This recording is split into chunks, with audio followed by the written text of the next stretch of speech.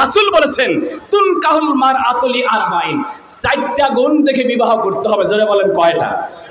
জবানটা খুলে যুবকরা বলো কয়টা? এক, রাসূল বলেছেন লিমালিহা, তার যাকে বিয়ে করছি তার মাল বা সম্পত্তি কতটুকু আছে। সম্পত্তি অর্থ এই নয় যে আমি এত কিছু পাবো, গাড়ি পাবো, ফ্রিজ পাবো, ডিমান্ড পাবো, অনেক কিছু পাবো, এই চিন্তা নয়। 1 নম্বর লিমালিহা, 2 নম্বর লিহাসাবিহা। লিহাসাবিহা, তার বংশমর্যাদা কেমন। বংশমর্যাদা অনেকে বলে কয় মাও যেমন তার মেয়ে তেমন। কেন বলে? বংশ যদি ভালো দেখে না করেন বিয়ে, আপনার লাইফটা শেষ হবে। এই জন্য বংশ দেখে নিতে হবে। 3 নম্বর রাসূল বলেছেন ওয়ালি জামালিহা, এগুলো দেখার পর 3 নম্বর হলো তোমার যাকে তুমি বিয়ে করছো, ছেলে হোক আর মেয়ে হোক, তোমাকে চিন্তা করতে হবে যে আমার স্ত্রী যাকে বানাবো সে দেখতে কেমন সুন্দর।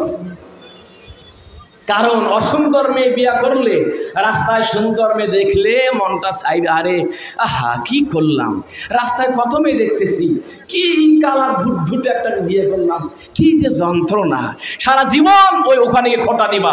আওয়াজ করে বলো ঠিক বলছে না বেঠি? 4 নম্বর রাসূল সাল্লাল্লাহু আলাইহি সাল্লাম বলেছেন ওয়ালি দীনিহা, 4 নম্বর হলো তার দিন, তার ভিতরে ইসলাম কতটুকু আছে। ইসলাম কতটুকু আছে দেখে নিতে হবে। রাসূল বলেছেন এই 4টার মধ্যে ফাসফার বিজাতিদ্দীন, এই 4টা গুণ রাসূল বলেছেন। তবে রাসূল বলেছেন এই 4টার মাঝে তোমাকে অগ্রাধিকার দিতে হবে। তোমাকে অগ্রাধিকার দেওয়ার ক্ষেত্রে মনে রাখতে হবে ওই মেয়ে ওই পরিবারের দিন ইসলাম কতটুকু মানে। যদি ইসলাম না মানে, মনে করতে হবে ওইটাকে প্রাধান্য দেওয়া যাবে।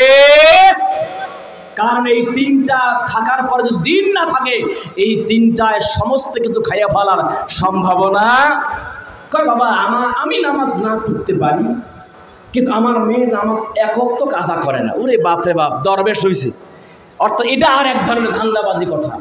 আপনাকে ফলো করে আপনার সন্তান, বাবাকে মাকে সন্তান ফলো করে, যে কারণে সন্তান বাবা মায়ের আদর্শে আদর্শিক হয়। আওয়াজ দিয়ে বলতে হবে ঠিক বলেছে না বেঠি?